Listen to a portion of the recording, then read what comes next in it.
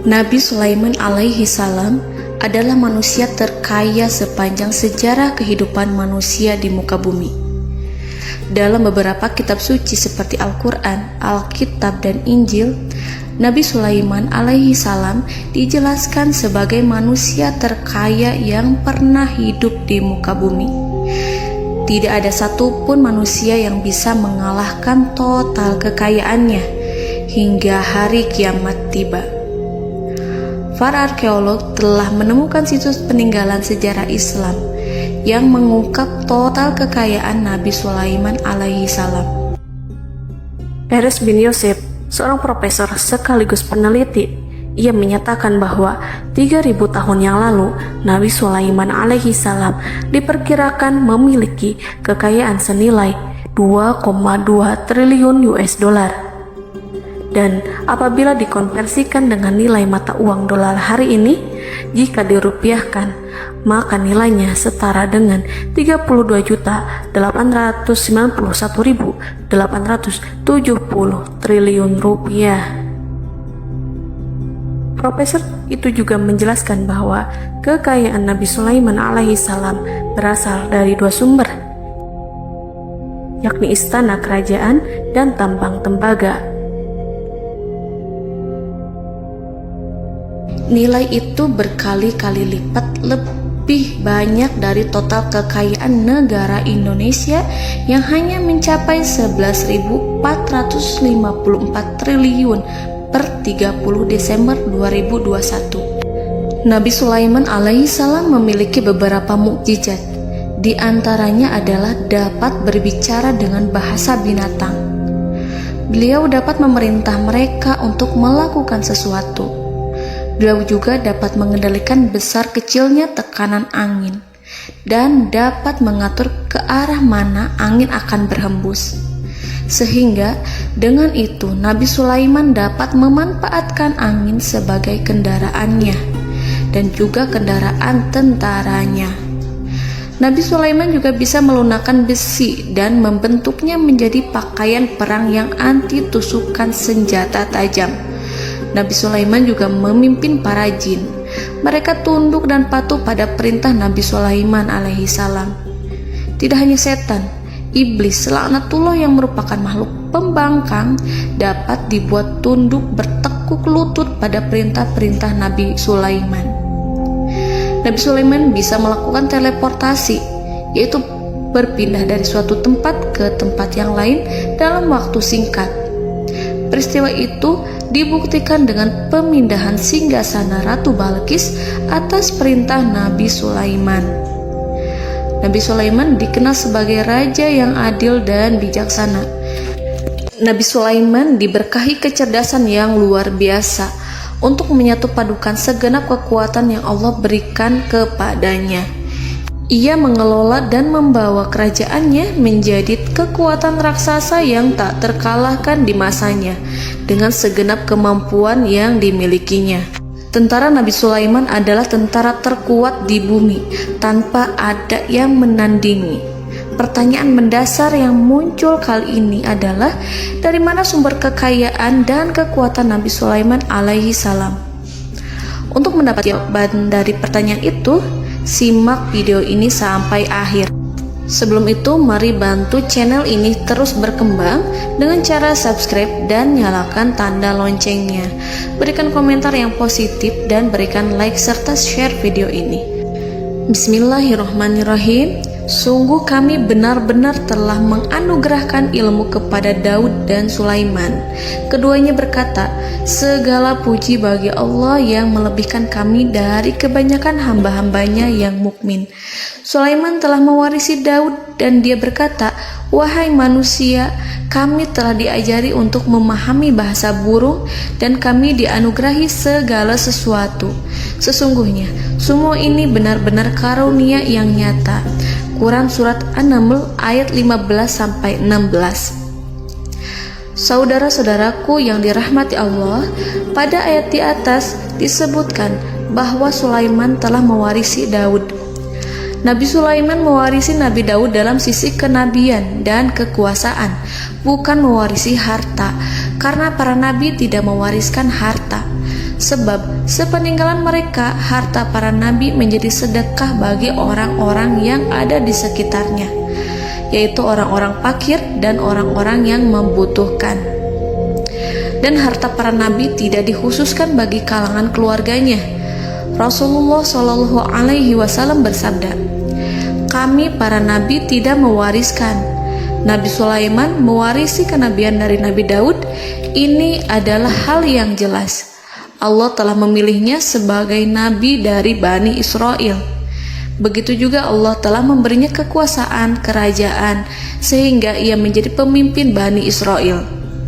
Barangkali sesuatu yang paling penting yang diwarisi oleh Nabi Sulaiman dari Nabi Daud adalah tradisi militer.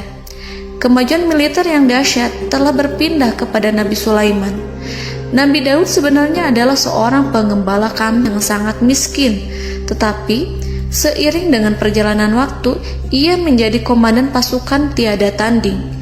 Nabi Daud alaihi salam mengetahui bahwa kekuatan hakiki yang mengatur alam semesta adalah kekuatan Allah. Ketika Nabi Daud mengulurkan tangannya dan memegang potongan batu, lalu beliau melemparkannya dengan ketepel ke arah Jalut, kepala Jalut retak dan ambruk menghantam tanah. Ini sebagai bentuk demonstrasi kekuatan darinya.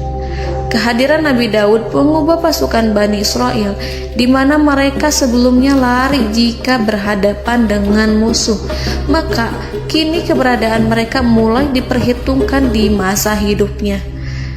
Nabi Daud mengalami peperangan yang sangat banyak, tapi Al-Quran tidak menceritakan secara terperinci. Hal itu dikarenakan karena Al-Quran adalah kitab dakwah di jalan Allah, bukan kitab sejarah. Al-Quran hanya menceritakan di dalam Al-Quran surat Shad ayat 20, "Dan kami kuatkan kerajaannya, kerajaan Daud." Ayat tersebut berarti bahwa Nabi Daud belum terkalahkan dalam peperangan yang diikutinya. Di samping dukungan yang Allah berikan kepadanya, juga pasukan dan rakyatnya, di mana mereka adalah orang-orang yang bertauhid, menyerahkan diri kepada Allah. Allah Subhanahu wa Ta'ala mengajarkan kepada Nabi Daud hal-hal yang menjadikan pasukannya memiliki keistimewaan yang dengannya mereka dapat mengalahkan pasukan-pasukan lain, pasukan-pasukan besar yang ada di bumi pada saat itu. Allah Subhanahu wa Ta'ala berfirman dalam surat Saba ayat 10, "Dan kami telah melunakkan besi untuknya." Baju besi mungkin akan menjadi masalah dalam benak kita. Ketika orang-orang yang berperang, baju besi cukup mengganggu gerakan mereka. Kita bisa membayangkan ketika ada dua orang berperang, salah satu dapat bergerak bebas, sementara yang lainnya tidak leluasa bergerak karena tertahan dengan pakaiannya. Namun, dengan kekuasaan Allah, Nabi Daud dapat melunakkan besi dan membuat baju besi yang ringan, yang mudah untuk digunakan. Ini adalah kemajuan penting yang Allah berikan kepada Nabi Daud dan tentaranya. Kemajuan itu kemudian diajarkan, diwariskan dan dimiliki oleh Nabi Sulaiman alaihi salam. Nabi Sulaiman memiliki pasukan dahsyat yang melebihi pasukan manapun di bumi saat itu, atau bahkan mungkin saat ini. Bahkan Allah menambahkan karunia-Nya kepada Nabi Sulaiman yang disebutkan dalam Al-Quran surat An-Naml ayat 16. Dan Sulaiman telah mewarisi Daud, dan dia berkata, "Wahai manusia, kami telah diberi pengertian tentang suara burung, dan kami diberi segala sesuatu. Sesungguhnya ini benar-benar suatu karunia yang nyata." Saudara-saudaraku yang dirahmati Allah, pada suatu hari Nabi Sulaiman alaihi salam menengadahkan tangannya dan berdoa kepada Allah Subhanahu wa Ta'ala. Antara hati Nabi dan Allah tidak ada penghalang, tidak ada jarak, tidak ada sekatan waktu, tidak ada satupun dari para nabi yang berdoa kepada Allah kecuali doanya pasti dikabulkan. Doa Nabi Sulaiman alaihi salam direkam dalam Al-Quran surat Shad ayat 35. Nabi Sulaiman berkata, "Ya Tuhanku, ampunilah aku, anugerahkanlah kepadaku kerajaan yang tidak dimiliki oleh seorang pun sesudahku. Nabi Sulaiman menginginkan dari Allah sesuatu kerajaan yang belum pernah diperoleh oleh siapapun setelahnya. Allah Subhanahu wa Ta'ala mengabulkan doa Nabi Sulaiman dan memberinya kerajaan tersebut. Nabi Sulaiman mewarisi kekuasaan, kenabian, hikmah ilmu dari Nabi Daud alaihi salam. Orang-orang menyebut Nabi Sulaiman Al-Hakim, Sulaiman yang bijaksana. Kebijaksanaan Nabi Sulaiman tidak terbatas pada keadilannya di tengah-tengah manusia dan juga kasih sayangnya kepada mereka. Namun, kebijaksanaan Nabi Sulaiman juga berlaku di kalangan burung dan binatang lainnya. Nabi Daud juga mengenal bahasa burung, tetapi Nabi Sulaiman dapat berbicara dengan bahasa burung. Bahkan, ia dapat menggantikannya sebagai pembantunya.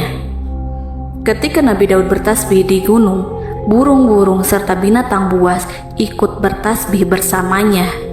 Bahkan angin pun berhenti untuk mendengarkan tasbih itu. Sedangkan Nabi Sulaiman alaihi salam, Allah Subhanahu wa Ta'ala memberinya karunia lebih dari itu, di mana binatang-binatang buas tunduk padanya, begitu juga angin dan burung. Saudara-saudaraku yang dirahmati Allah, Nabi Sulaiman alaihi salam mampu mendengarkan bisikan semut yang berbicara kepada sesama mereka. Bahkan, ia mampu memerintahkan semut tersebut sehingga semut itu menjadi taat pada perintahnya. Pasukan Nabi Sulaiman memiliki kekuatan yang sangat dahsyat. Belum pernah ada di dunia ini satu pasukan pun yang memiliki kekuatan seperti itu. Kekuatan Nabi Sulaiman berasal dari beberapa kombinasi yang sangat mengagumkan, sehingga karenanya ia tidak dapat tertandingi. Kekuatan itu terdiri dari manusia, binatang-binatang, jin, dan lain sebagainya. Kita mengetahui bahwa jin adalah makhluk Allah dan manusia tidak mampu melihatnya atau menghadirkannya atau meminta pertolongan kepadanya. Sedangkan Nabi Sulaiman telah diberi Allah suatu kemampuan untuk menundukkan jin, mempekerjakan mereka sebagai tentara di tengah-tengah peperangan. Bahkan ia mampu menjadikan mereka sebagai pekerja-pekerja kasar di kerajaannya saat tidak ada peperangan. Oleh sebab itu, ketika ada pasukan lain yang mencoba melawan pasukan Nabi Sulaiman, mustahil mereka akan mendapatkan kemenangan. Bahkan pasukan Nabi Sulaiman diperkuat oleh pasukan burung. Burung di pasukan Nabi Sulaiman memerankan tugas penting, yaitu menjadi agen intelijen. Kita mengetahui bahwa peranan informasi saat peperangan adalah hal yang penting. Dari informasi tersebut, pasukan dapat mengetahui keadaan lawannya. Demikianlah peranan burung pada pasukan Sulaiman. Ia terbang di tengah-tengah musuh. Kemudian, ia kembali kepada Nabi Sulaiman untuk menyampaikan berita tentang keadaan lawannya. Di samping jin dan burung, Allah juga menundukkan angin untuk Nabi Sulaiman. Nabi Sulaiman dapat memerintahkan angin dan ia mampu untuk menaiki angin tersebut. Dalam Al-Quran surat Shad ayat 36-40, Allah Subhanahu wa Ta'ala berfirman, "Kami tundukkan kepada angin yang berhembus dengan baik menurut kemana saja yang dikehendaki Sulaiman. Dan kami tundukkan pula kepadanya setan-setan, semuanya ahli bangunan dan penyelam, dan setan yang lain yang terikat dalam belenggu. Inilah anugerah kami, maka berikanlah kepada orang lain atau tahanlah untuk dirimu tanpa perhitungan, dan sesungguhnya Dia mempunyai kedudukan yang dekat pada sisi kami dan tempat kembali yang baik." Saudara-saudaraku yang dirahmati Allah, Allah Subhanahu wa Ta'ala juga memberikan kemampuan yang tak seorang pun dari para nabi mendapatkannya, yaitu kemampuan untuk memerintah setan. Setan adalah salah satu bagian dari jin. Ia adalah kelompok yang celaka dari bangsa jin. Kelompok ini sebenarnya tidak mampu dikuasai oleh manusia. Bahkan jin yang soleh tidak dapat mengatur setan. Adapun Nabi Sulaiman, Allah telah memberinya kekuasaan untuk menundukkan setan dan mempekerjakannya, bahkan mengikatnya dengan rantai serta menghukumnya jika ia menentang pada perintahnya. Setan membangun untuk Sulaiman istana-istana, patung-patung, dan alat-alat perang. Bahkan setan-setan itu menyelam ke dasar lautan untuk mengeluarkan permata dan yakut untuk Sulaiman. Jika di antara setan yang menentang perintahnya, maka Nabi Sulaiman alaihi salam mengikatnya dengan rantai. Ini semua menunjukkan kekayaan Nabi Sulaiman dan kekuasaannya, di mana ia mampu mengatur banyak makhluk di bumi ini. Tentu saja, kemampuan itu semua adalah atas izin dari Allah Subhanahu wa Ta'ala sebagai mukjizat darinya. Allah Subhanahu wa Ta'ala berfirman dalam Al-Quran surat Saba ayat 12, dan sebagian dari jin adalah yang bekerja di hadapannya, di bawah kekuasaannya, dengan izin Tuhannya. Dan siapa yang menyimpang di antara mereka dari perintah kami, maka kami rasakan kepadanya azab neraka yang apinya menyala-nyala. Para jin itu membuat untuk Sulaiman apa yang dikehendakinya, dari gedung-gedung yang tinggi, patung-patung, dan piring-piring yang besarnya seperti kolam, atau periuk yang tetap berada di atas tungku. Saudara-saudaraku yang dirahmati Allah, Nabi Sulaiman yang bijaksana adalah penguasa yang tak tertandingi di muka bumi. Meskipun memperoleh nikmat-nikmat khusus yang agung itu yang Allah berikan kepada Sulaiman, beliau tetap menunjukkan dirinya sebagai manusia yang paling banyak berzikir kepada Allah dan manusia yang paling banyak bersyukur di zamannya. Saudara-saudaraku yang dirahmati Allah, sebagaimana Allah Subhanahu wa Ta'ala memberikan nikmat kepada ayahnya Nabi Daud alaihi salam, di mana ia mampu melunakkan besi, dan Allah mengajarinya bagaimana cara mencairkan besi, maka Nabi Sulaiman alaihi salam dapat memanfaatkan tembaga yang cair untuk peperangan. Dan juga di saat perdamaian, pada saat peperangan, beliau mencampur tembaga dengan besi dan menjadikannya perunggu. Mereka menggunakan senjata-senjata perunggu dalam peperangan seperti pedang, baju besi, dan juga pisau. Senjata-senjata ini adalah senjata yang paling kuat pada saat itu. Sedangkan di saat damai, tembaga digunakan untuk membuat bangunan, perhiasan, dan sebagainya. Meskipun Nabi Sulaiman mendapatkan nikmat yang besar dan karunia yang khusus, Allah Subhanahu wa Ta'ala mengujinya dengan suatu ujian yang dahsyat. Ujian yang akan selalu datang kepada seorang hamba yang soleh. Ketika hamba itu mendapatkan kedudukan besar, maka ujiannya pun menjadi besar. Allah Subhanahu wa Ta'ala menguji Nabi Sulaiman dengan penyakit. Diceritakan oleh Fahru Roji, Nabi Sulaiman diuji dengan suatu penyakit yang keras, di mana kedokteran saat itu tidak dapat dan tidak mampu mengatasinya. Sakitnya Nabi Sulaiman sangat keras, sehingga para dokter dari kalangan manusia ataupun jin tidak mampu menghilangkan penyakit itu. Lalu burung-burung menghadirkan rumput-rumput yang dianggapnya sebagai obat, tetapi Nabi Sulaiman tak kunjung sembuh. Semakin hari penyakit Nabi Sulaiman semakin menjadi-jadi, sehingga ketika Nabi Sulaiman duduk di atas kursi, ia duduk bagaikan tubuh tanpa roh. Seakan-akan ia mati karena saking keras penyakit yang dideritanya. Sakit yang diderita oleh Nabi Sulaiman alaihi salam berlangsung sangat lama. Namun Nabi Sulaiman tidak henti-hentinya berzikir kepada Allah dan meminta kesembuhan kepadanya, serta selalu beristighfar dan mengungkapkan rasa cinta kepadanya. Selesailah ujian Allah terhadap hambanya Nabi Sulaiman. Beliau pun sembuh. Nabi Sulaiman merasakan kembali kesehatannya setelah ia mengetahui segala kejayaan dan segala kekuasaan serta segala kebesarannya tidak lagi mampu menghilangkan penyakit yang dideritanya, kecuali jika Allah menghendaki. Saudara-saudaraku yang dirahmati Allah, Nabi Sulaiman telah membangun tempat ibadah, tempat sujud, sehingga manusia menyembah Allah di dalamnya. Orang-orang yang membangunnya berjumlah puluhan ribu orang.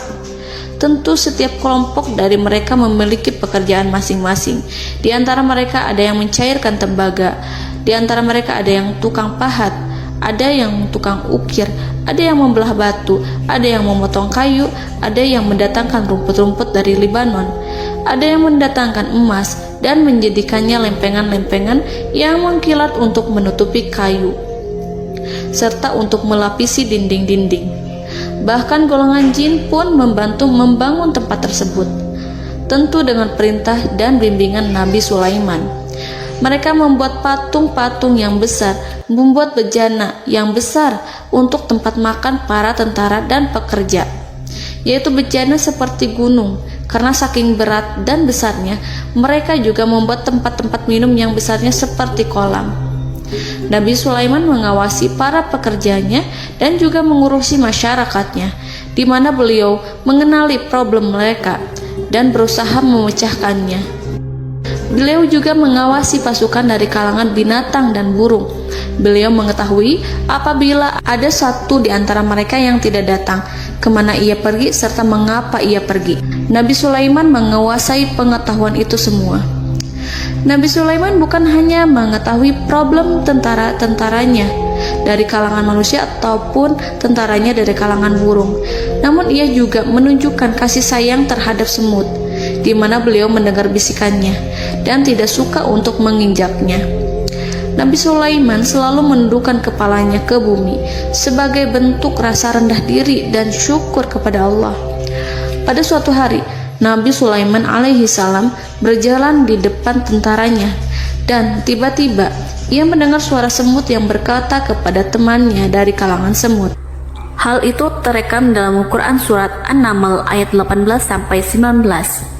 Wahai semut-semut, masuklah ke dalam sarang-sarangmu agar kamu tidak terinjak oleh Sulaiman dan tentaranya, sedangkan mereka tidak menyadarinya. Nabi Sulaiman alaihi salam tersenyum mendengar itu dan ia berdoa, "Ya Allah, ya Tuhanku, berilah aku ilham untuk tetap mensyukuri nikmat-Mu yang telah Engkau anugerahkan kepadaku dan kepada kedua orang ibu bapakku, dan untuk mengerjakan amal soleh yang Kau ridhoi, dan masukkanlah aku ke dalam rahmat-Mu, ke dalam golongan hamba-hamba-Mu yang soleh." Saudara-saudaraku yang dirahmati Allah, meskipun Nabi Sulaiman mendapatkan kekuasaan dan memiliki tentara yang besar, namun beliau menunjukkan kasih sayang terhadap bangsa semut. Beliau mendengarkan bisikannya dan melihat semut yang ada di depannya. Oleh karena itu, tak mungkin baginya untuk menginjak golongan semut itu. Nabi Sulaiman bersyukur kepada Allah telah memberinya nikmat, yaitu nikmat rahmat dan kasih sayang. Di samping itu, Nabi Sulaiman alaihi salam adalah orang paling kaya di dunia. Istananya terbuat dari kayu gaharu yang memiliki wangi harum. Istananya terbuat dari emas yang terkadang dari kristal. Beliau juga memiliki kursi besar yang terbuat dari emas dan permata. Istana Nabi Sulaiman merupakan istana yang paling besar di dunia. Nabi Sulaiman menggunakan pakaian dari emas dan permata. Meskipun demikian, Nabi Sulaiman tetap menunjukkan sebagai hamba yang berserah diri dan rendah diri di hadapan Allah Subhanahu wa Ta'ala. Nabi Sulaiman yang merendahkan diri di hadapan Allah, ia selalu sujud kepada Allah sebagaimana ayahnya yang selalu bertasbih pada Allah. Nabi Sulaiman selalu melantunkan lagu-lagu cinta ilahi dan hanya memuji Allah Subhanahu wa Ta'ala. Pada suatu hari, Nabi Sulaiman alaihi salam mengeluarkan perintah kepada pasukannya untuk bersiap-siap. Kemudian, Nabi Sulaiman keluar dan memeriksa pasukannya satu demi satu. Kelompok yang pertama adalah kelompok manusia. Nabi Sulaiman memperhatikan kesiapan mereka. Lalu Nabi Sulaiman mengeluarkan perintah-perintah kepada mereka. Kemudian Nabi Sulaiman memeriksa kelompok jin dan menyampaikan perintahnya kepada mereka. Beliau memenjarakan jin yang tampak bermalas-malasan saat bekerja. Lalu beliau memeriksa binatang dan berkata kepada mereka, apakah mereka sudah makan dengan baik, apakah mereka tidur dengan nyenyak, apakah ada yang mengadu pada mereka, misalkan karena penyediaan makanan yang tidak layak, apakah ada di sana yang sakit dan lain sebagainya. Ketika Nabi Sulaiman merasa puas dengan semuanya, Nabi Sulaiman memasuki tenda tempat berkumpulnya para burung.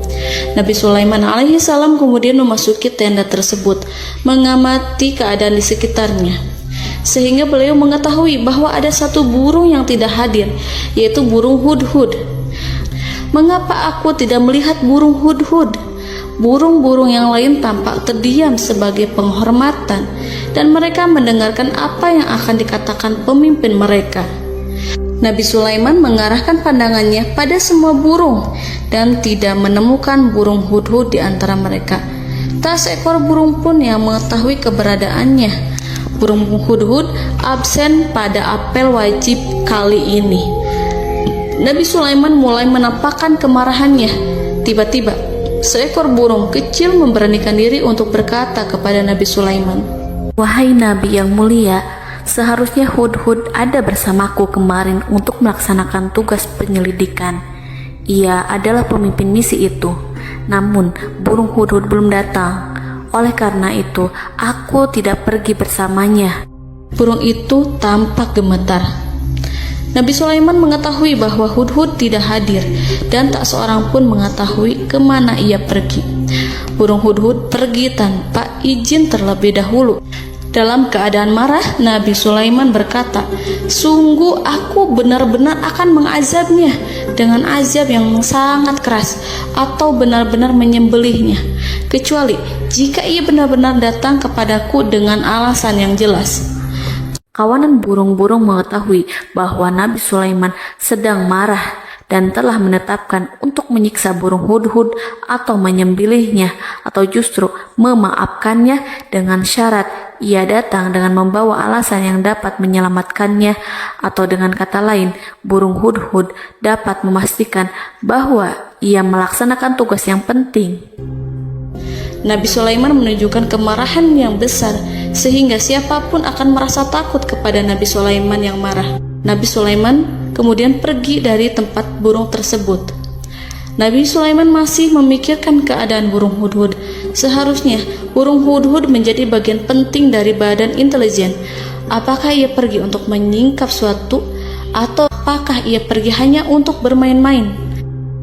Nabi Sulaiman telah memperhatikan dan mengetahui bahwa burung hudhud adalah seekor burung yang cerdik dan juga fasih berbicara. Terkadang Nabi Sulaiman mendapati burung hudhud sedang bermain-main dan menunda-nunda pekerjaannya. Namun ketika Nabi Sulaiman melihatnya, burung hudhud memahami bahwa perbuatannya tidak benar. Oleh karena itu, ia tidak boleh menyampur adukan antara waktu serius dan waktu bermain. Tidak lama setelah itu, burung hudhud tiba di tempat para burung. Burung-burung yang lain berkata kepadanya, "Wahai hudhud, pergilah engkau ke tempat Nabi Sulaiman. Jika ia mengetahui bahwa engkau telah sampai, jiwamu benar-benar terancam." Mendengar itu, burung hudhud segera beranjak. Ia terbang menemui Nabi Sulaiman. Pada waktu itu, Nabi Sulaiman sedang duduk bersama tentaranya yang lain. Burung hudhud berdiri. Ia telah merencanakan untuk memulai pembicaraan dengan Nabi Sulaiman sebelum Nabi Sulaiman bertanya kepadanya kemana dia pergi. Ini sebagai bukti bahwa hudhud telah melaksanakan suatu tugas yang penting. Dalam Al-Quran Surat An-Naml ayat 22, burung hudhud berbicara, "Aku telah mengetahui sesuatu yang kamu belum mengetahuinya, dan kubawa kepadamu dari negeri Saba suatu berita penting yang diyakini." Seakan-akan burung hudhud hendak berkata, "Aku adalah hudhud yang miskin, tapi aku mengetahui apa yang tidak engkau ketahui, dan aku telah datang kepadamu dari kerajaan Saba dengan membawa berita yang sangat penting." Nabi Sulaiman tampak terdiam menunggu hudhud menyelesaikan kisahnya. Dalam surat An-Naml ayat 23-24, burung hudhud berkata, "Sesungguhnya aku menjumpai seorang wanita yang memerintah mereka. Dia dianugerahi segala sesuatu serta mempunyai singgasana yang besar.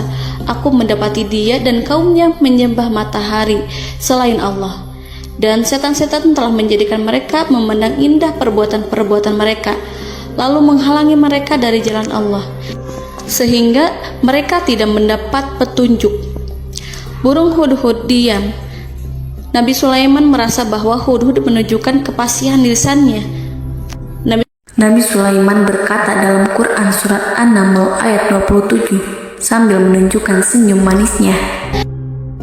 Nabi Sulaiman berkata, "Akan kami lihat apakah kamu benar wahai Hudhud, ataukah kamu termasuk orang-orang yang berdusta." Seakan-akan burung Hudhud ingin mengatakan, "Aku tidak berbohong, wahai Nabi yang mulia." Namun diamnya Sulaiman membuat takut sehingga burung Hudhud terdiam. Nabi Sulaiman terdiam karena berpikir, lalu ia memutuskan sesuatu setelah itu.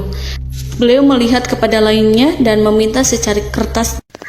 Nabi Sulaiman menulis surat singkat dan menyerahkannya kepada Hudhud, serta memerintahkan kepadanya seperti yang dikatakan dalam Quran surat An-Naml ayat 28. "Pergilah dengan membawa suratku ini, lalu jatuhkanlah kepada mereka, kemudian berpalinglah dari mereka, lalu perhatikanlah apa yang mereka bicarakan." Al-Quranul Karim hanya menceritakan dalam Quran surat An-Naml bagaimana perginya Hudhud dan bagaimana ia menyerahkan surat itu. Lalu Al-Quran langsung menyebut keadaan kerajaan Balqis yang saat itu sedang membaca surat di depan para pembesar kerajaan dan para menterinya. Dalam Al-Quran surat An-Naml ayat 29-31 berkatalah Balqis, "Wahai pembesar-pembesar, sesungguhnya telah dijatuhkan kepadaku sebuah surat yang mulia. Sesungguhnya surat ini dari Sulaiman, dan sesungguhnya isinya dengan menyebut nama Allah yang Maha Pengasih lagi Maha Penyayang, bahwa janganlah kalian berlaku sombong terhadapku, dan datanglah kepadaku sebagai orang yang berserah diri." Saudara-saudaraku yang dirahmati Allah, dalam surat tersebut Nabi Sulaiman menyebutkan supaya mereka menyerahkan diri dan tunduk kepada perintah Nabi Sulaiman. Nabi Sulaiman memerintahkan agar mereka meninggalkan penyembahan terhadap matahari. Nabi Sulaiman tidak mempersoalkan akidah mereka dan tidak memuaskan mereka dengan apapun. Nabi Sulaiman hanya memerintahkan bahwa ia berada di atas kebenaran. Bukankah ia didukung kekuatan yang berlandaskan keyakinan yang dimilikinya? Nabi Sulaiman hanya memerintahkan mereka agar tunduk dan patuh kepadanya. Ratu Sabak menyampaikan surat tersebut di tengah-tengah kaumnya. Dalam Quran surat An-Naml ayat 32 dijelaskan, "Dan berkatalah Balqis, wahai para pembesar, berilah aku pertimbangan dalam urusanku ini. Aku tidak pernah memutuskan sesuatu persoalan sebelum kamu berada dalam majelisku." Saudara-saudaraku yang dirahmati Allah, para pembesar istana Balqis menentang surat tersebut. Isi surat itu membangkitkan kesombongan kaum Sabak, di mana mereka merasa lebih kuat. Mereka mengetahui bahwa di sana ada seorang yang mencoba menentang mereka dan mengisyaratkan peperangan kepada mereka. Lalu ia meminta kepada mereka untuk memenuhi syarat-syaratnya sebelum terjadinya peperangan dan kekalahan. Dalam surat An-Naml ayat 33, mereka menjawab, "Kita adalah orang-orang yang memiliki kekuatan dan juga memiliki keberanian yang sangat besar dalam peperangan. Dan keputusan berada di tanganmu, wahai rajaku. Maka pertimbangkanlah apa yang akan kamu perintahkan." Saudara-saudaraku yang dirahmati Allah, para pembesar kaum Sabak seakan ingin berkata, "Kita siap untuk melaksanakan perang." Tampaknya ratu itu memiliki kebijakan yang lebih baik dari pembesar kaumnya. Surat Sulaiman itu membuatnya berpikir lebih jernih dan lebih berhati-hati. Ia berusaha sebisa mungkin menghindari peperangan. Ratu itu berpikir dalam tempo yang lama. Nama Sulaiman tidak diketahuinya dan ia pun belum pernah mendengarnya. Oleh karena itu, Ratu kaum Sabak tidak mampu mengetahui dan mendeteksi seberapa besar kekuatan Nabi Sulaiman. Boleh jadi Nabi Sulaiman memiliki kekuatan yang dahsyat, sehingga ia mampu memerangi kekuasaannya dan mengalahkannya. Kemudian Ratu memperhatikan apa yang ada di sekelilingnya. Ia melihat kemajuan masyarakatnya dan juga kekayaannya. Barangkali ia mengira bahwa Nabi Sulaiman iri terhadap kemajuan dan kekayaannya itu, sehingga Nabi Sulaiman ingin menyerangnya. Setelah mempertimbangkan isi surat Nabi Sulaiman dengan cermat, Ratu Saba memilih untuk tidak bersikap ceroboh dan bodoh. Ratu lebih suka untuk menggunakan bahasa kelembutan. Ia mengirim kepada Nabi Sulaiman suatu hadiah yang besar. Ratu mengira bahwa Nabi Sulaiman seorang yang ambisius, yang boleh jadi ia telah mendengar tentang kekayaan kerajaan Saba. Para utusan pergi dengan membawa hadiah dari Ratu Saba. Ratu berharap agar mereka dapat memasuki kerajaan Nabi Sulaiman dan akan mengetahui kondisi kerajaannya. Saat mereka pulang, Ratu ingin mendengar secara langsung dari mereka tentang bagaimana keadaan kaum Nabi Sulaiman dan pasukannya. Setelah mendapatkan informasi yang cukup, maka Ratu Balkis dapat membuat sesuatu keputusan yang tepat. Ratu menyembunyikan apa yang terlintas dalam pikirannya, lalu ia berbicara kepada pembesar istananya bahwa ia dapat menyingkap niat jahat Raja Sulaiman melalui cara mengirimkan hadiah kepadanya. Ratu lebih memilih cara tersebut dan menunggu reaksi dari Nabi Sulaiman. Ratu berhasil memuaskan para pembesar istana, dan untuk sementara ia menghilangkan ide untuk berperang. Karena para raja jika menyerang suatu desa, maka pemimpin desa tersebut adalah orang yang paling banyak mendapatkan kehinaan. Akhirnya, para pembesar kaumnya merasa puas dengan pikiran Ratu Balkis.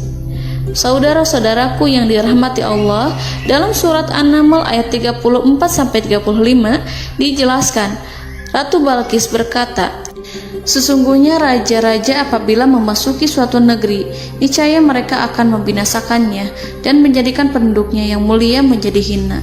Dan demikian pula lah yang akan mereka perbuat. Dan sesungguhnya aku akan mengirim utusan kepada mereka dengan membawa hadiah, dan aku akan menunggu apa yang akan dibawa kembali oleh utusan itu."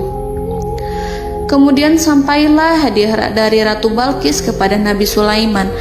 Para intelijen Nabi Sulaiman memberitahunya bahwa utusan Balkis datang dengan membawa hadiah. Nabi Sulaiman langsung mengetahui bahwa Ratu Balkis itu sengaja mengirim orang-orangnya untuk mengetahui atau untuk mendapatkan informasi tentang kekuatannya. Lalu setelah itu ia akan mengambil keputusan atau mengambil sikap kepada kerajaan Sulaiman. Nabi Sulaiman segera memanggil semua pasukannya untuk berkumpul. Utusan Balkis segera memasuki istana Nabi yang dipenuhi dengan pasukan yang besar bersenjata. Melihat itu, utusan Ratu Balkis tercengang dan terkejut ketika mereka melihat kekayaan yang mereka bawa tidak ada apa-apanya dibandingkan dengan kerajaan Nabi Sulaiman. Hadiah mereka tampak tidak berarti. Emas yang mereka bawa tampak tidak memiliki makna saat mereka memasuki istana Nabi Sulaiman yang terbuat dari kayu-kayu pohon gaharu yang mengeluarkan bau yang harum serta dihiasi dengan emas permata. Para utusan Ratu Balkis berdiri bersama Nabi Sulaiman dan menyaksikan bagaimana Nabi Sulaiman mengendalikan pasukannya. Kemudian mereka mulai berpikir tentang kekuatan dan kualitas pasukan Nabi Sulaiman. Betapa kagetnya mereka ketika melihat di tengah-tengah pasukan itu terdapat singa, burung, dan tentara dari kalangan manusia yang mampu terbang. Mereka pun sadar bahwa mereka di hadapan pasukan yang tiada tandingannya. Selesailah demonstrasi pasukan Nabi Sulaiman. Kemudian para utusan ratu dipersilahkan maju ke tempat hidangan makanan. Para utusan itu sangat terkejut ketika melihat berbagai macam makanan dari penjuru dunia ada di depannya. Dan di antara makanan itu terdapat pula makanan yang biasa ditemukan di negeri mereka. Tetapi mereka melihat bahwa makanan itu memiliki rasa yang lebih istimewa. Selain itu, piring-piring yang ada di depan mereka terbuat dari emas, dan mereka dilayani oleh laki-laki yang berhias dengan emas. Di meja makan itu terdapat burung, ikan laut, dan berbagai macam daging yang mereka tidak mampu lagi membedakan daging apa itu. Nabi Sulaiman tidak makan bersama mereka, tapi beliau makan dengan menggunakan piring yang terbuat dari kayu. Beliau memakan roti yang kering yang dicampur dengan minyak. Inilah makanan yang dipilih Nabi Sulaiman. makan bersama mereka dalam keadaan diam. Mereka merasa kehadiran Nabi Sulaiman menciptakan suatu wibawa yang luar biasa. Selesai perjamuan itu, lalu dengan sangat malu mereka menyerahkan hadiah dari Ratu Balkis kepada Nabi Sulaiman. Hadiah itu berupa emas yang bagi mereka hadiah itu sangat bernilai tinggi. Tapi di sini hadiah itu tampak kecil di hadapan kekayaan Nabi Sulaiman yang sangat mengagumkan. Nabi Sulaiman memperhatikan hadiah dari Ratu Balkis itu dan berkata dalam Quran surat An-Naml ayat 36, "Maka apa yang diberikan Allah kepadaku lebih baik daripada apa yang diberikannya kepadamu, tetapi kamu merasa bangga dengan hadiahmu." Saudara-saudaraku, Raja Sulaiman menyingkap dengan kata-katanya yang singkat itu penolakannya terhadap hadiah mereka. Ia memberitahu utusan itu bahwa ia tidak menerima hadiah tersebut. Ia tidak merasa puas dengan hadiah itu. Yang membuatnya puas hanyalah, janganlah kalian berlaku sombong terhadapku dan datanglah kepadaku sebagai orang-orang yang berserah diri. Lalu Nabi Sulaiman berkata kepada mereka dengan pelan. Hal itu diabadikan dalam Al-Quran surat An-Naml ayat 37. "Kembalilah kepada mereka, sungguh kami akan mendatangi mereka dengan bala tentara yang mereka tidak kuasa melawannya. Dan pasti kami akan mengusir mereka dari negara itu, yaitu negeri Saba, dengan terhina.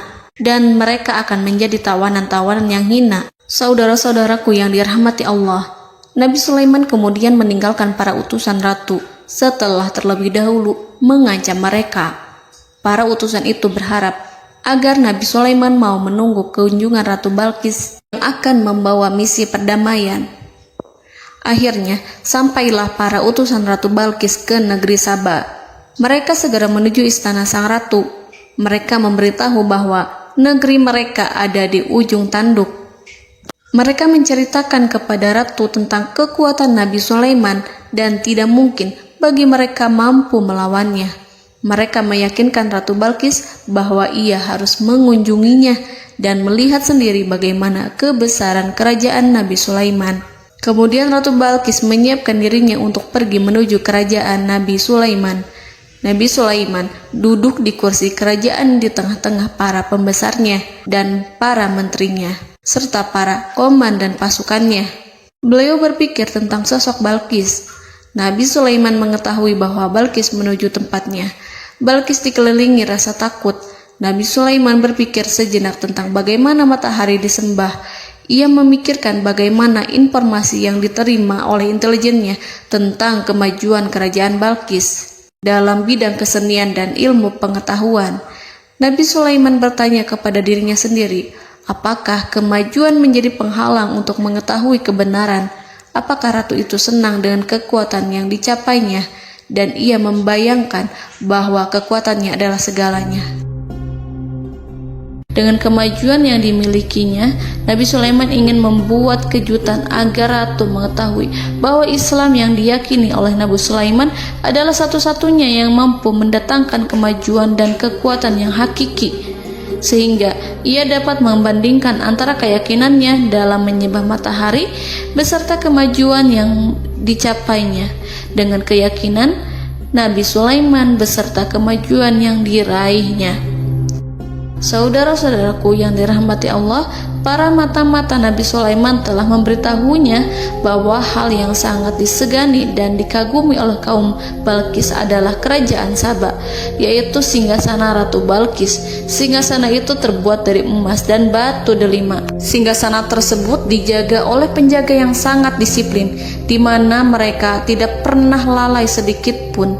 Oleh karena itu, sangat tepat apabila Nabi Sulaiman menghadirkan singgasananya di sini, di kerajaannya, sehingga ketika ratu tiba, maka ia dapat duduk di atasnya. Nabi Sulaiman ingin membuat kejutan kepadanya dan menunjukkan bahwa kemampuannya tersebut yang berlandaskan pada keislaman. Nabi Sulaiman melakukan yang demikian itu dengan harapan agar si ratu tunduk kepadanya. Ide itu terlintas dalam diri Nabi Sulaiman. Lalu ia mengangkat kepalanya dan menoleh kepada anak buahnya. Hal itu diabadikan dalam Quran surat An-Naml ayat 38. "Wahai para pembesar, siapakah di antara kamu sekalian yang sanggup membawa singgasananya kepadaku sebelum mereka datang kepadaku sebagai orang-orang yang berserah diri?" Saudara-saudaraku, perhatikanlah ungkapan pikiran Nabi Sulaiman tersebut. Semua pemikirannya berkisar tentang keislaman para penyembah matahari, tentang bagaimana beliau dapat memberikan petunjuk kepada mereka di jalan Allah. Yang pertama menjawab pertanyaan Nabi Sulaiman adalah jin Ifrit.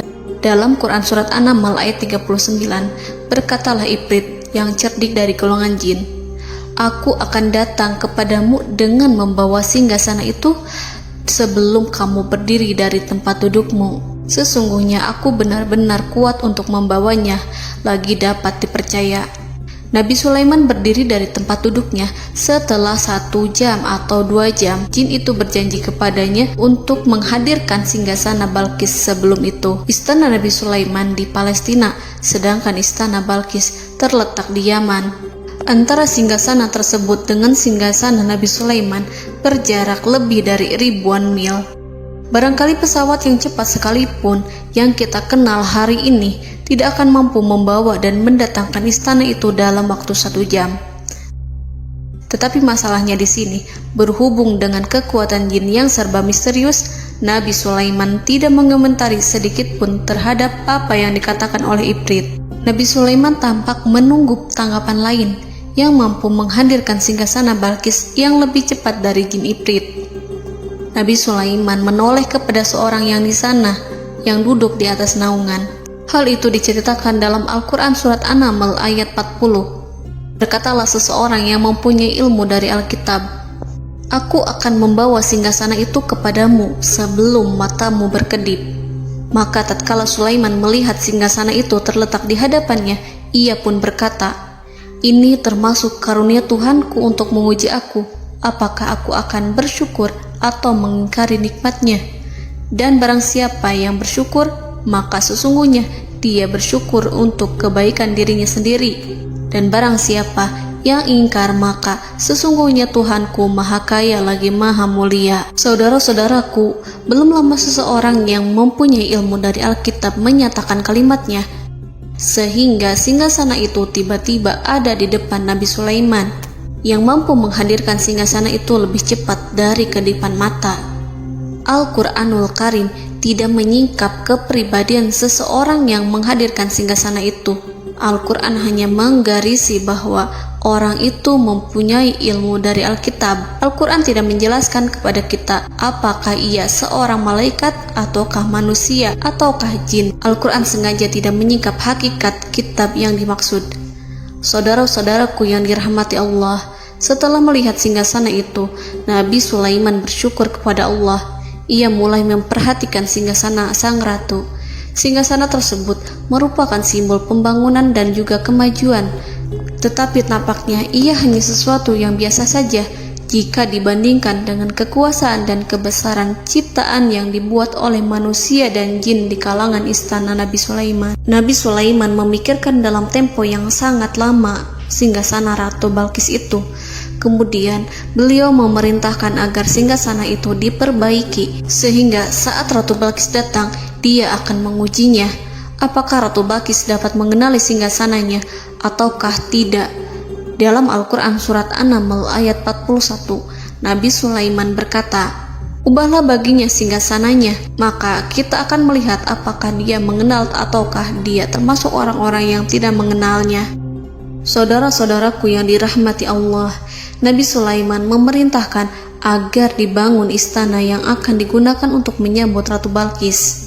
Nabi Sulaiman memilih tempat di laut, dan ia memerintahkan agar dibangun suatu istana di mana sebagian besarnya terdiri dari air laut. Nabi Sulaiman memerintahkan agar lantainya itu terbuat dari kaca yang tebal dan kuat, sehingga orang-orang yang berjalan di atas istana itu akan dapat melihat di bawahnya ada ikan-ikan berwarna-warni yang berenang-renang. Dan mereka akan melihat rumput-rumput laut yang bergerak-gerak. Akhirnya, selesailah pembangunan istana itu. Saking bersihnya kaca lantainya, sehingga tampak di sana tidak ada kaca. Burung hudhud memberitahu Nabi Sulaiman bahwa Balqis telah sampai dekat kerajaannya. Kemudian Ratu Balqis datang. Al-Quran tidak menyebutkan keadaan Nabi Sulaiman saat menyambut Balqis, namun Al-Quran menunjukkan dua sikap Ratu Balqis. Yang pertama, bagaimana sikap Balqis ketika pertama kali melihat singgasananya yang datang mendahuluinya, padahal ia telah meninggalkan pengawalannya untuk tetap setia menjaga singgasananya itu. Keadaan kedua adalah keadaan di depan istana yang dibangun untuk penyambutan Balqis. Istana itu penuh dengan permata yang berenang-renang di bawahnya ikan-ikan.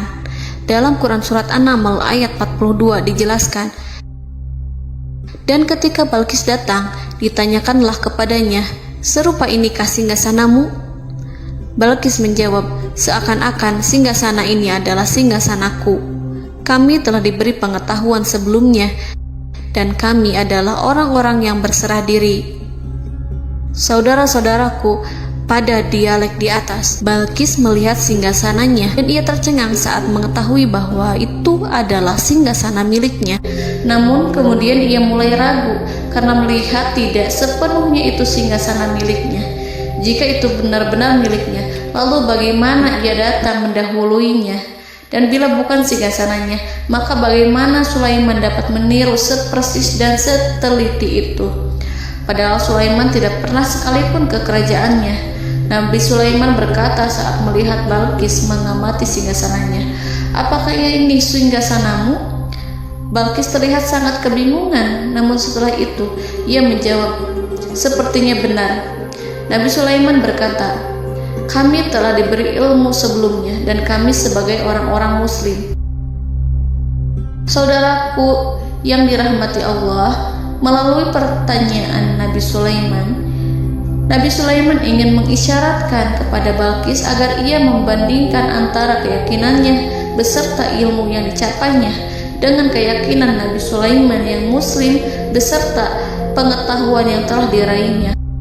Penyembahan terhadap matahari dan pencapaian ilmu yang dicapai oleh Ratu Balqis tanpa tidak ada apa-apanya dibandingkan dengan ilmu Nabi Sulaiman dan keislaman.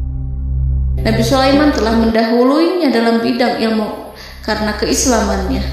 Karena itu, sangat mudah baginya untuk mengungguli Balqis dalam ilmu-ilmu yang lainnya.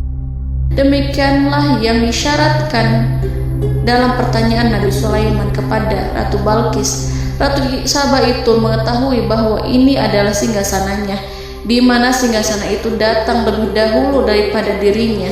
Beberapa bagian darinya telah diubah saat Balqis masih di perjalanan menuju ke tempat Nabi Sulaiman. Ia berpikir kemampuan apa yang dimiliki Nabi Sulaiman. Ratu Balqis tercengang melihat apa yang disaksikannya, yang berupa buah dari keimanan Nabi Sulaiman dan hubungannya dengan Allah Subhanahu wa Ta'ala. Sebagaimana Balqis juga tercengang ketika melihat kemajuan di bidang ilmu pembangunan, seni, dan ilmu-ilmu yang lainnya. Maka ia tidak lebih kagum lagi saat melihat hubungan yang kuat antara keislaman Nabi Sulaiman dengan ilmunya, serta kemajuan yang diraihnya. Dalam Al-Quran Surat An-Naml ayat 43 dijelaskan, dan apa yang disembahnya selama ini selain Allah mencegahnya untuk melahirkan keislamannya, karena sesungguhnya ia terdahulu termasuk orang-orang yang kafir. Saudara-saudaraku yang dirahmati Allah, berguncanglah dalam benak Balqis ribuan hal ketika melihat keyakinan kaumnya runtuh di hadapan Nabi Sulaiman. Ia menyadari matahari yang disembahnya hanya merupakan ciptaan Allah, dan Allah lah yang menggerakkannya untuk hamba-hambanya. Lalu terbitlah matahari kebenaran dalam dirinya. Hatinya diterangi oleh cahaya baru yang tidak akan tenggelam seperti tenggelamnya matahari. Masa keislamannya hanya menunggu waktu. Ratu Balqis memilih waktu yang tepat untuk mengumumkan keislamannya. Allah Subhanahu wa Ta'ala berfirman dalam Quran Surat An-Naml ayat 44. Dikatakan kepadanya, masuklah ke dalam istana. Maka tatkala ia melihat lantai istana itu, dikiranya kolam air yang besar dan disingkapnya dua betisnya. Berkatalah Sulaiman, sesungguhnya ia adalah istana licin yang terbuat dari kaca. Berkatalah Balqis, "Wahai Tuhanku, sesungguhnya aku telah berbuat zalim terhadap diriku dan aku berserah diri bersama Sulaiman kepada Allah Tuhan semesta alam." Saudara-saudaraku yang dirahmati Allah, dikatakan kepada Balqis, "Masuklah ke dalam istana." Ketika ia masuk, maka ia tidak menyaksikan adanya kaca, tetapi ia melihat air, sehingga ia mengira akan bersinggungan dengan air. Lalu ia menyingkapkan sedikit bajunya agar bajunya itu tidak basah. Nabi Sulaiman mengingatkannya tanpa melihatnya agar ia tidak khawatir terhadap pakaiannya, karena pakaiannya tidak akan basah, sebab di sana tidak ada air. Itu sekedar kaca yang halus, yang saking halusnya sehingga ia tidak tampak. Pada kesempatan itulah Balqis mengumumkan keislamannya, yang mengakui kelalimannya, dan ia menyatakan menyerahkan diri kepada Nabi Sulaiman dan kepada Allah Tuhan semesta alam. Lalu kaumnya pun mengikutinya dan mereka memeluk Islam. Balqis menyadari ia berhadapan dengan penguasa yang terbesar di bumi dan Nabi Allah yang mulia. Untuk pertama kalinya, wajah Sulaiman tampak dihiasi dengan senyuman yang menunjukkan kepuasannya sejak Balqis mengunjunginya. Demikianlah Nabi Sulaiman mewujudkan kejayaannya yang hakiki dan menyebarkan cahaya Islam di muka bumi. Saudara-saudaraku, Al-Quran tidak menyebutkan kisah Balqis setelah keislamannya. Para ahli tafsir mengatakan bahwa ia menikah dengan Nabi Sulaiman. Selain itu, ada yang mengatakan bahwa ia menikah dengan salah satu orang dekat Nabi Sulaiman. Ada juga yang mengatakan bahwa sebagian Raja Habasyah adalah keturunan dari buah perkawinan ini. Wallahu a'lam bishawab. Saudara-saudaraku yang dirahmati Allah, Nabi Sulaiman hidup di tengah-tengah kejayaan dan kemuliaan di bumi. Kemudian Allah menetapkan kematian untuknya, sebagaimana kehidupan Sulaiman berada di puncak kemuliaan dan kejayaan yang penuh dengan keajaiban yang luar biasa, maka kematiannya pun merupakan tanda-tanda kebesaran Allah yang penuh dengan keajaiban. Demikianlah bahwa kematiannya sesuai dengan kehidupannya, sesuai dengan kejayaannya. Allah berfirman tentang kematian Sulaiman di dalam Al-Quran surat Saba ayat 14. "Maka tatkala kami telah menetapkan kematian Nabi Sulaiman, tidak ada yang menunjukkan kepada mereka kematiannya itu kecuali rayap yang memakan tongkatnya. Maka tatkala ia telah tersungkur, tahulah jin bahwa kalau sekiranya mereka mengetahui yang gaib, tentulah mereka tidak akan tetap dalam siksa yang menghinakan." Saudara-saudaraku, kemampuan Nabi Sulaiman untuk menundukkan jin dan mempekerjakan mereka serta hubungan mereka dengan semua itu menimbulkan fitnah di tengah-tengah manusia dalam hal tertentu. Kematian Nabi Sulaiman merupakan batasan jawaban terhadap fitnah ini. Kami tidak mengetahui siapa yang mengklaim bahwa jin mengetahui hal yang gaib. Apakah itu setan yang terkutuk, atau jin yang bodoh, atau manusia yang tertipu? Kami tidak mengetahui siapa yang bertanggung jawab terhadap tersebarnya isu yang keliru ini. Yang kita ketahui adalah bahwa hal tersebut adalah mempengaruhi sebagian manusia dan jin. Barangkali manusia berkata kepada diri mereka, selama jin melakukan perbuatan yang luar biasa ini, maka apa gerangan yang menjadikan mereka tidak mengetahui hal yang gaib itu? Manusia itu lupa bahwa kunci kegaiban berada di tangan Allah. Masalah ilmu gaib tidak akan mampu dikuasai oleh jin dan manusia. Hanya Dia yang mengetahuinya, dan manusia diberitahu hanya sedikit sekali. Saudara-saudaraku yang dirahmati Allah, seakan-akan Allah telah merencanakan bahwa kematian Sulaiman bertujuan untuk menghancurkan pemikiran itu, yaitu pemikiran bahwa jin mengetahui hal-hal yang gaib. Jin bekerja untuk Nabi Sulaiman selama beliau hidup, dan tatkala beliau meninggal, maka tugas mereka menjadi bebas. Nabi Sulaiman meninggal tanpa diketahui oleh jin, sehingga mereka tetap bekerja untuk mereka, tetap mengabdi kepada Sulaiman. Seandainya mereka mengetahui hal yang gaib, niscaya mereka tidak akan meneruskan pekerjaan mereka. Saudara-saudaraku, pada suatu hari Nabi Sulaiman memasuki mihrabnya untuk itikaf ibadah dan beribadah kepada Allah. Tak seorang pun yang berani mengganggu khalwatnya. Mihrab Sulaiman terletak di puncak gunung dan dindingnya terbuat dari permata. Pada suatu hari, Nabi Sulaiman duduk bersandar pada tongkatnya dan ia tampak tenggelam dalam tafakur. Beliau berzikir pada Allah hingga rasa kantuk menguasainya. Lalu setelah itu malaikat maut menemuinya. Nabi Sulaiman pun meninggal. Beliau bersandar kepada tongkatnya. Jin melihatnya dan mengira bahwa beliau sedang sholat, sehingga mereka pun terus melanjutkan pekerjaannya.